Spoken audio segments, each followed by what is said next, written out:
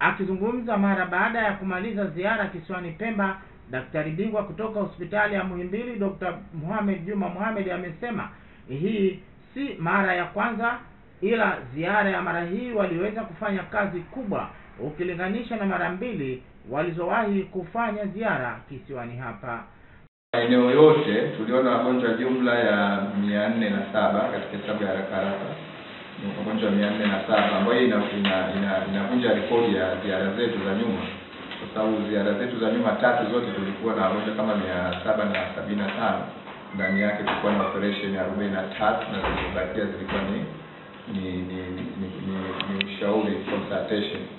Kwa mara hiyo consultation tumepata kama 400. Dr. Ali Omar Mbarawa kutoka Wizara ya Afya Pemba amesema ujio wa madaktari hawa kisiwani Pemba kumesaidia sana kuwapatia huduma wagonjwa ambao hawakuwa na uwezo wa kwenda kufanyiwa upasuaji nje ya kisiwa cha Pemba, na kwamba wameweza kuwasaidia na hivyo kuokoa afya zao kwa urahisi bila gharama yoyote na bila ya kuweza kusafiri kwenda kule kuwafuata Dar es Salaam. Sasa wamepata huduma kwa urahisi kabisa, na tukizingatia jamii yetu hali ya kimaisha ilivyo, na hali hizi ingaliwasababishia hata wengine kushindwa kufika kule, na ingalisababisha ama kifo kutokea haraka zaidi dhidi yao.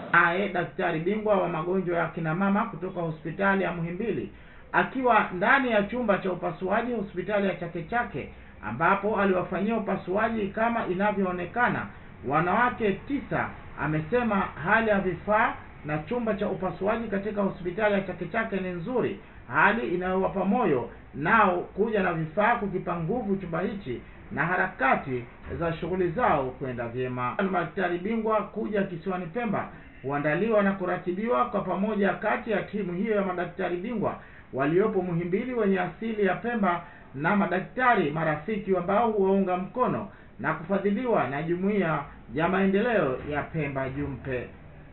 Nikiripoti kutoka hapa kisiwani Pemba, mimi ni Suleiman Rashid Omar wa ITV.